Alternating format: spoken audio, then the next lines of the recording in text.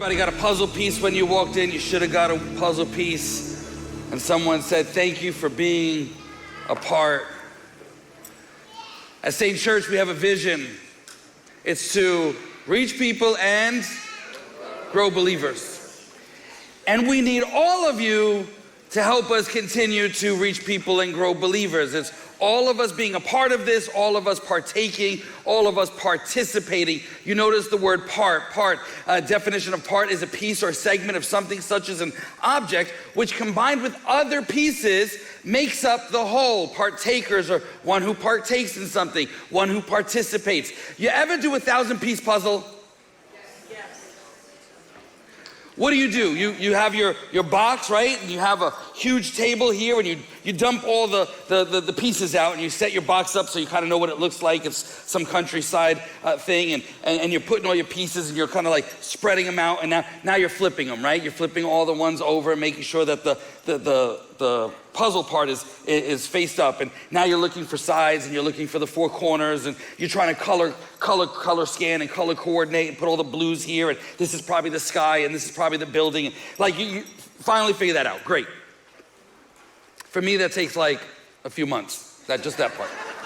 Then you start to put in some pieces, and boom, one connects, and now I got one, right? Now 2 pieces are in place, right? You got 1,000 pieces, right? And 998 left to do, right? And then you got, all of a sudden, whatever time goes by and a month goes in, and 100 are in, and then 200, and then 400, and then 500, 700, 800, 900, 950. You're close. Like this is like, you got only a few pieces around the edge. You got a few small little gaps everywhere. And you're like, man, 50 more pieces, 975 you got in, 988, 995, 999. Now 999 pieces are in place. You are excited. You're about to put that last piece in, tape it all up, hang it on your wall, right? Like you're so excited. You're so excited. You look down to grab that last piece and,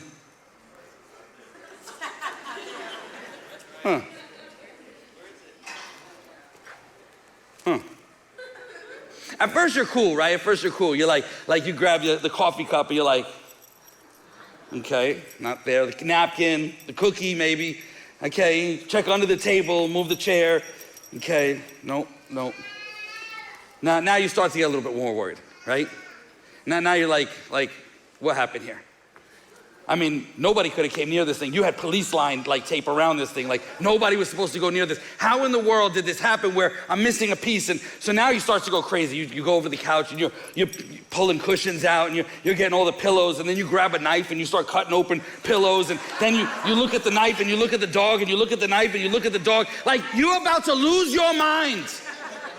Why? Because every single piece is important. Every single piece matters. There's not one piece that is not needed. There's not one piece that doesn't matter. And there's not one piece that's more important than the other. You can't look at your neighbor's piece and say, oh, your piece is more important than mine, or my piece is more important than yours. Every single piece matters, and every single piece is different. They all have different assignments. They all have different purposes. They all have different positions. Every single piece is unique and was created and designed and appointed for their very specific place and location way before this moment by the creator of the puzzle. No other piece can fit where it fits, and it can't fit where another piece fits. You can try to shove it in or force it, but you'll either bend the piece or hurt your thumb. It doesn't fit. And now, just as every piece is vital and important, you can't see the whole puzzle with just your piece. You don't even know what it is with just your piece.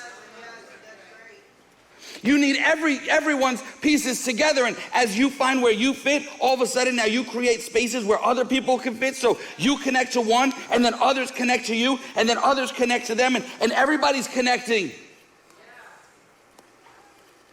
And then finally, we can see the whole puzzle, and that sweet joy when you finally find where that piece fits, right? It's like this, like this little, I don't know, like this little kiss almost, like it just fits, like it's just like this sweet boop.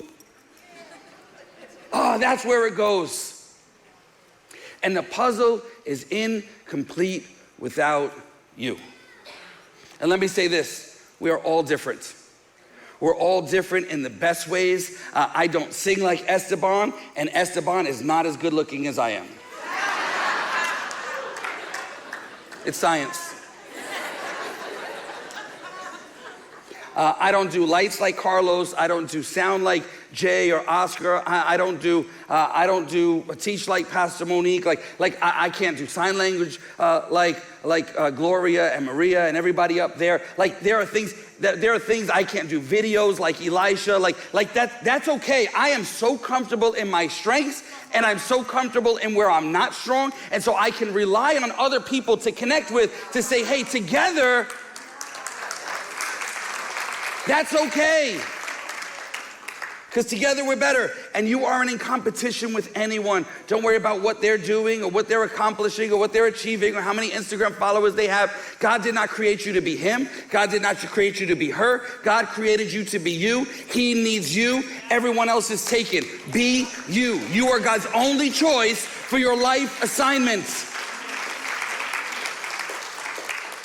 And if you call Saints Church your home church, we need you. We need your puzzle piece. And can I say this in the room? Listen, we put on services online for those that cannot be in the building, and I love it, and I'm happy that we get to serve you in that way. But please, please, please, if even right now, if you're online, don't take this like I'm taking shots at you. But if you're online because you felt that you weren't needed here or you didn't have anything to do here, that is always a lie.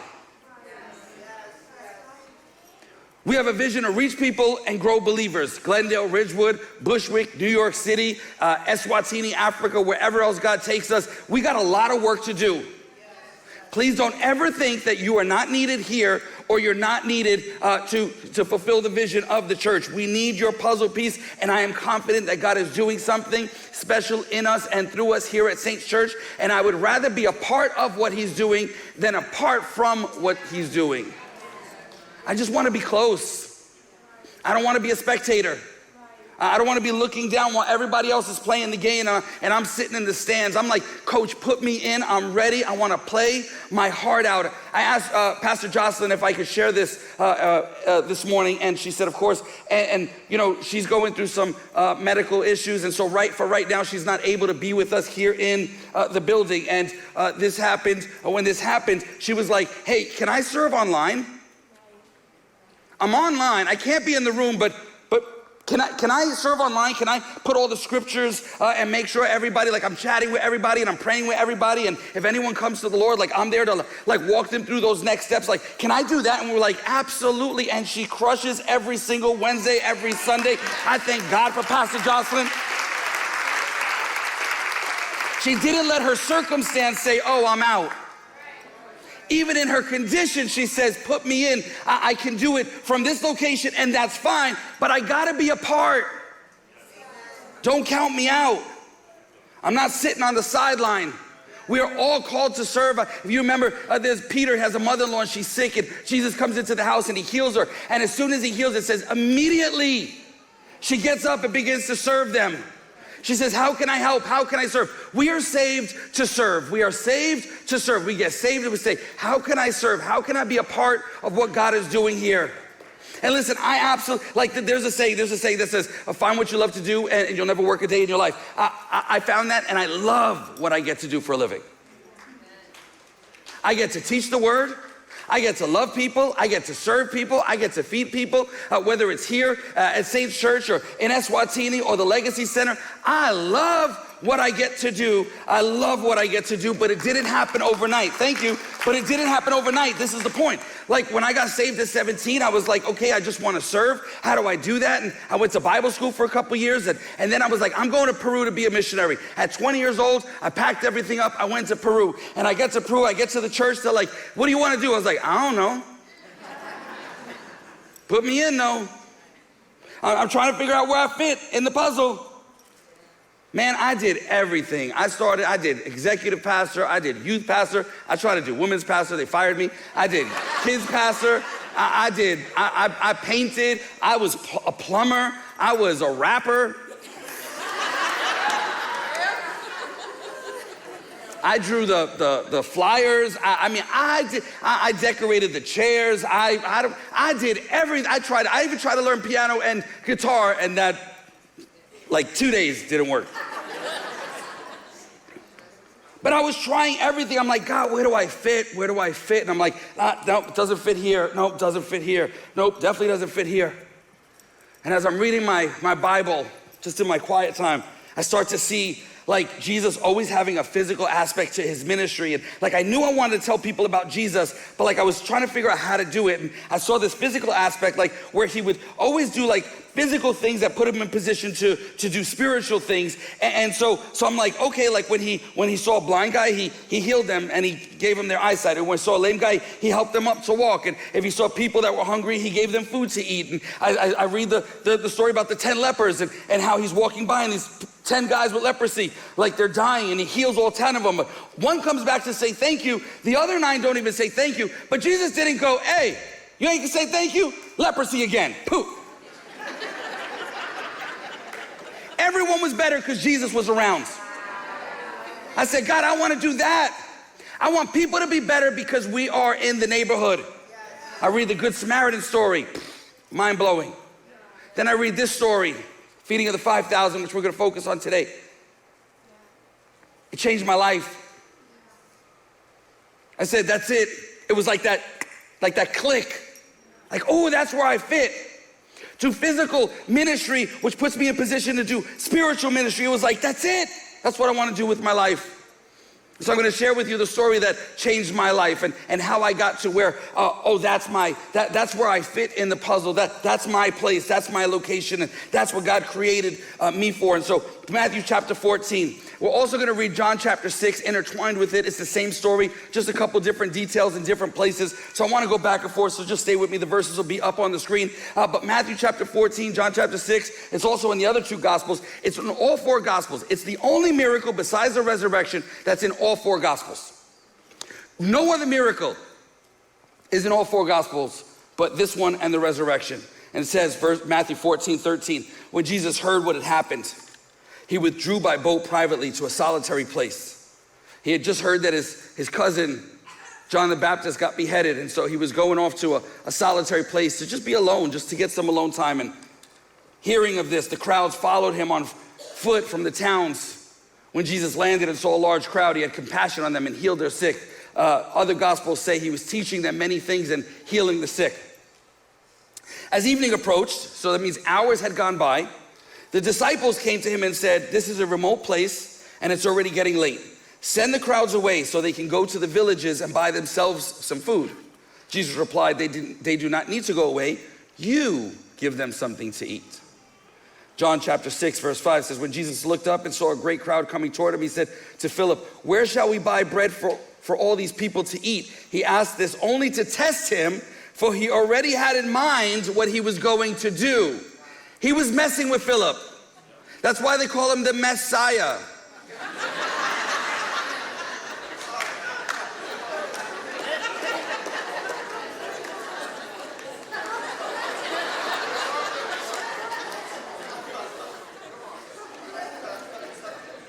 John chapter 6 verse 7, Philip says to Jesus, it would take more than half a year's wages to buy enough bread for each one to have a bite. Not even eat, have a bite. Like we don't have enough food, we don't have enough money, we don't have enough resources, we just don't have enough. Another of his disciples, Andrew, Peter's brother, spoke up. Here's a boy with 5 small barley loaves and 2 small fish. I love this. Andrew, he's one of my favorite disciples. He's a bringer. Every time we see Andrew, every time he's mentioned, he's bringing someone to Jesus. He brought a group of Greek guys that wanted to meet Jesus. He brought his brother Peter to meet Jesus. And now he brings this young boy with 5 loaves of bread and 2 small fish to Jesus. Let's be bringers, guys. Matthew chapter 14, verse 17. We have here only 5 loaves of bread and 2 fish, they answered. But Andrew, even in bringing this food to Jesus, he then says, John chapter 6, verse 9, but how far will they go among so many? Again, it's just not enough. Back to Matthew 14, 18, he says, bring them here to me. He said, it's almost like, and Andrew was like, how far will this go? And Jesus is like, in your hands, not very far, but in my hands. Put it in my hands first and watch what I will do with the little that you think you have. So bring them here to me, he said. And he directed the people to sit down on the grass, taking the 5 loaves and the 2 fish, and looking up to heaven, he gave thanks and broke the loaves. Sorry for stopping so much, but can you give thanks for a little? Yes. Can you give thanks when it doesn't seem like it's enough? Like when it looks like it's just not gonna be enough, it just doesn't look like it's gonna make it. Can you still give thanks? Because that's when the miracles happen. When you're thankful, even in the face of a giant, even in the face of some wall just staring at you, when you're thankful, man, God turns up and does some incredible things. So then he gave them to the disciples, and the disciples gave them to the people. They all ate and were satisfied. All ate, including the disciples. Had they sent the people away, the people would have eaten, but neither would the disciples have eaten. And the disciples picked up 12 basketfuls of broken pieces that were left over. The leftovers were more than what they started with. It didn't look like enough, and in the end it turned out to be more than enough. It turned out to be too much. Verse 21, the number of those who ate was about 5,000 men besides women and children. So there's 5,000 men plus women and children. So you figure there's about 15 to 20,000 people. And Pastor Jesus is standing here, and he's got his disciples around him, and then the crowd, the multitude is out here, 15, 20,000 people. And Jesus is teaching, and the disciples are kind of going in the crowd, and they're finding people that are sick, and they're bringing them to Jesus, saying, this person needs this healing. And as Jesus is teaching, he does something, and he heals this person, and he goes on to teach, and then he heals this person, he goes on to teach, and he heals this person. And hours have gone by now. It's already evening. And while the disciples were out amongst the people, they heard something. They heard some stomachs grumbling. They, like right now, I feel like some stomachs. I feel like I heard something right over here. Hearing people say they're hungry. So they hear about a need. The disciples actually heard the need. The problem is they go to their pastor, their leader, and they say, Pastor, you do something about it. Jesus says, no, you do something about it. And they're like, Jesus, what are you talking about? You didn't tell us like to pack anything. There's no bodegas around. There's no corner stores. There's no grocery store. Like there's nothing around here. Like we don't have enough money. We don't have enough resources. This doesn't make sense to just, I mean, they're probably like amongst themselves, like, does this guy know how much this is gonna cost us? Does he not know that one of y'all is stealing from us? But that's none of my business.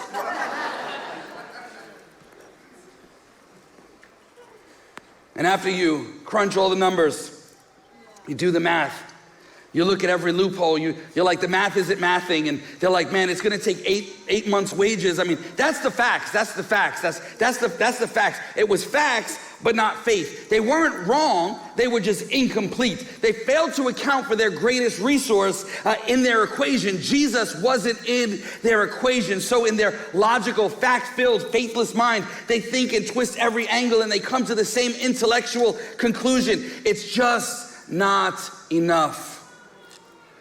Oh, but Jesus already knew what he was gonna do. He already had it all worked out, and the disciples now start to look around. And Andrew happens to see this kid over here with a lunchbox. He's got a Lunchable in it.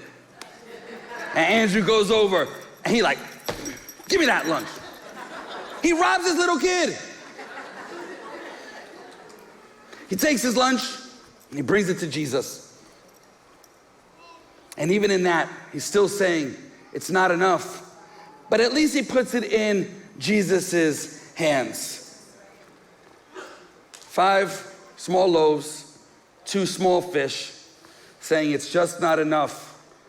He might have said, hey, it's insufficient.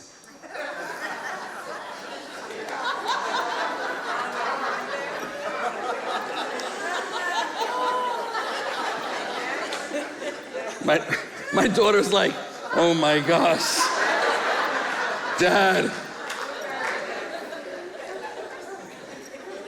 No good? It's my job. It sounded like a dumb idea. Like, you got 20,000 people and you bring Jesus 5 loaves of bread and 2 fish. I'm so happy God uses dumb ideas. Because if I'm being honest, I'm kind of a dumb idea. Like, there's no reason why I should be up here teaching. Like, I know what a mess up I am. I know how broken I am. I know all the things that I've done in my past. And I'm like, God, I'm so thankful that you use dumb ideas like me. Like when I think I'm not enough, yet you still use me and you still do incredible things through me. I'm like mind blown when I think of what we just did. We just got back yesterday morning from Africa, and now we're like starting another care point with another church. I'm like, how in the world? I'm blessed. I'm blown away, but I'm blessed.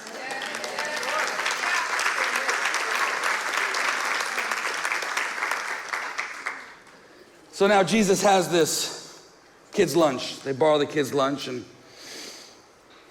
you know what? We don't even see the little boy anymore in the text. We never see this kid again. I can't wait to get to heaven to meet this little kid and like, hey, like, could you imagine when this kid went home and he goes home and mom's like doing the dishes? She's like, honey, how was lunch? He's like, Mom, you have no idea. Like, how did you pack all that? It's super mom. We don't even know this kid's name, but we know his participation. Lazarus, who was raised from the dead, isn't even on all 4 gospels, but this little kid is. That's incredible. We don't even know his name, but we know his participation in the miracle. So they bring what they have to Jesus, the leader, and the pastor Jesus prays for it, and he gives thanks over the little bit, and then he looks at his disciples. He's like, okay guys, your turn, pick up your basket and go. And each disciple picks up a basket, and somehow each basket, there's 12 baskets, somehow they all had a little bit of bread and a little bit of fish in it. I don't believe that there was fish and bread for 20,000 people, because that would have been literally food up into the heavens. They would never have been able to carry it. So each disciple takes their basket. When you partake, when you participate, when you get involved, you get a front row seat to miracles. Imagine like Peter, James, and John, like the rest of them, right? So you have Pastor Jesus here, and you have the disciples here, kind of like right here, and Pastor Jesus is praying, right? He lifts it up and he's praying, and the disciples are looking at him, and you have all the people waiting, like, what's going on here? And the disciples are looking at Jesus, and I imagine that they're looking at Jesus like, what in the world is happening right now? Like, there's no way this makes sense. And Pastor Jesus prays for it, and then hands, says, okay guys, go get it. And all the disciples then have to pick up their basket.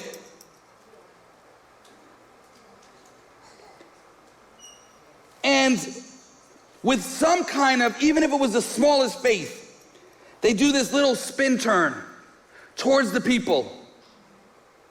Probably still thinking, there is no way that this is going to be enough for all these people. Yet they take the first step towards the crowd. And imagine every tiny step towards the people is a massive step of faith. And they're probably still thinking, this doesn't make sense. This doesn't make sense. Okay, but we're going to try it. And they have to take their own hand and put it in their basket and grab a piece of bread and fish and hand it to the first person. Don't eat that. They're probably thinking, there's more. I have enough for maybe the first row. I don't think I have enough for the balcony. But we'll keep going, because this worked for him, and now there's more, and then there's more, and then you could have double because you're the cutest. And then there's more. And I believe that as the fish and the bread multiplied, so did their faith. That in the beginning they were a little hesitant, maybe they were moving a little slower, but as the fish and the bread multiplied and it started, and there was more for the next person, and then more for the next person, and more for the next person, that it started like snowballing, and their faith just started to grow and rise, and they were like, oh my goodness, I can't believe this is happening. I actually think I'm gonna get all the way back there and everybody's gonna be fed. I mean, imagine Each disciple, if there's 12 disciples and there's 20,000 people, each disciple had to have served, what, 1,400 people? Wow. That's almost triple what's in this room. Each disciple. The miracle happened as they served.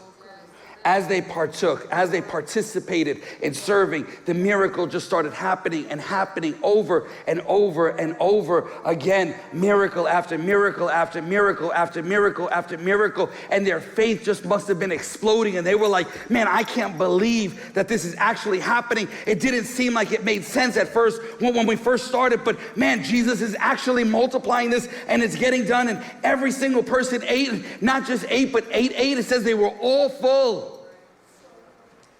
Like lean on the table, Thanksgiving full. But see, Jesus never needed the fish and the bread. He just needed their faith and participation. And they probably were like, Jesus, why did you make us look? Why did you make us like try to like scrunch the numbers? Like, why did you like? And Jesus like, it was never about me. It was always about you. You had to get uncomfortable. You had to get out of your comfort zone. You had to actually get up and move towards the people and start serving and start participating. You had to have faith. You had to trust me that I knew what I was doing. And when I think of this story, I imagine, what if they had said no? Like, nah, God, there's no way this makes sense. Like, you know my past, you know what I've been through, like you know what I did yesterday, and like I'm the wrong person, I'm the wrong choice. Like there's 999 other puzzle pieces. Use any one of those. And you put your fears and insecurities on the table and you count yourself out and you say, man, use somebody else, don't use me. I'll close with this. Moses, when God calls him, he's out being a shepherd, and then there's this burning bush, and it starts talking to Moses, and Moses is talking back to a bush. Crazy. And the bush, God, who says, I am, says, Moses, I want to use you. Moses is like, I don't have a good, I don't talk that good.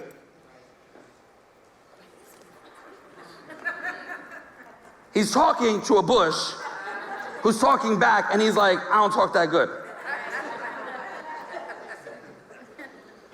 And the bush is like, no, I chose you. You're the puzzle piece I want to use. You're the one I need for this assignment. No. I think you got the wrong person. I think you picked the wrong person. I think one of those other ones, they're better suited for the job. I think you should yeah, it's just not me.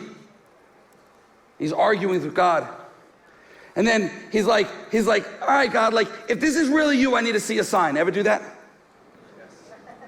God goes, okay, I'll give you a sign. Take your staff, throw it on the ground. Turns it to a snake. Pick it back up, turns it back into a staff. Moses is like, oh, that was a cool trick, God. Let me see something else. He's like, okay, take your hand, put it in your jacket, leprosy. Put it back in, clean. Man, that was a good trick too. But I still don't trust. I still think I'm the wrong person. 2 whole chapters go by of God and Moses arguing about using Moses. Like as if our Bible wasn't long enough. Like we would have 2 chapters less if Moses would have just said yes from the beginning. Thanks a lot, Moses.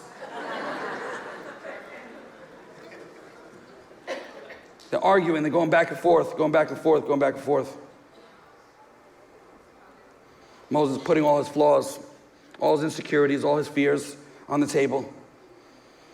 And then, one of the saddest verses in the whole Bible, Moses actually goes to God. He says, Lord, I beg you, use someone else. After 2 whole chapters, I beg you, use someone else. God is here saying, I am, and Moses is here saying, I am not. Don't use me, use somebody else. I counted myself out. I disqualified myself for whatever reason, as if you qualified yourself in the beginning. That's making grace all about you. Yet it's in spite of you. God's saying, I want to use you. I know, he doesn't know. He knows what we've done. He knows what we've been through. And using our past, he wants to use us for an incredible present and a future. He knows what he's doing. He actually has it all worked out. We're not surprising him. The book of John has 7 miracles. It also has 7 I ams.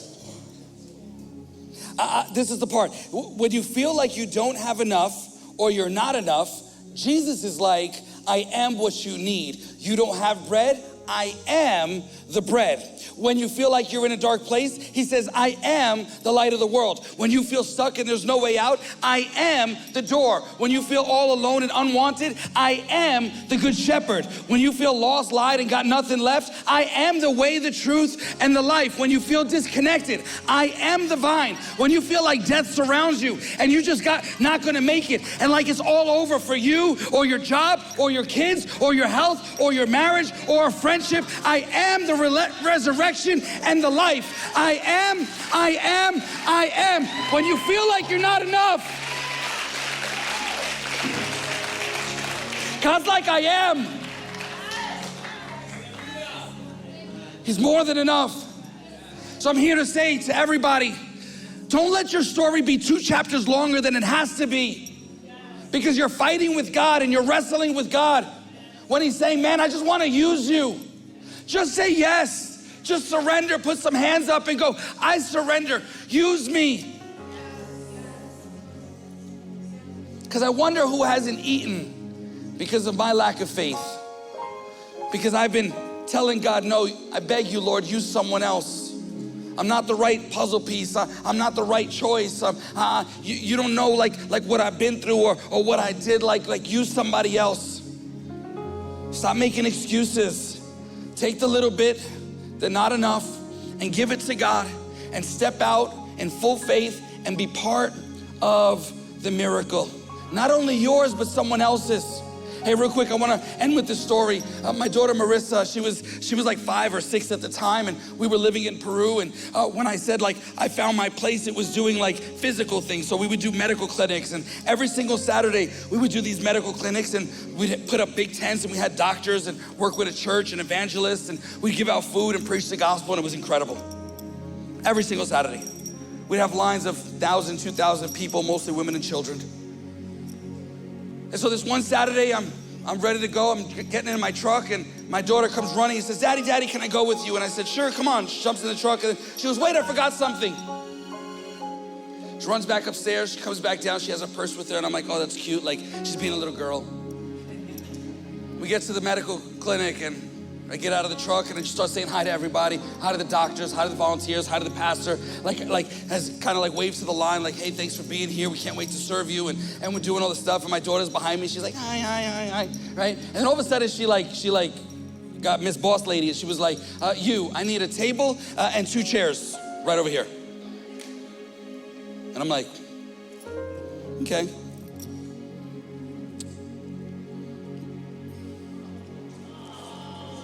This is the moment.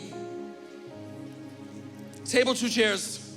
And then she takes her nail polish, her little purse thingy, whatever, and she takes out all the nail polish, and I'm looking at her like, what in the world is she doing?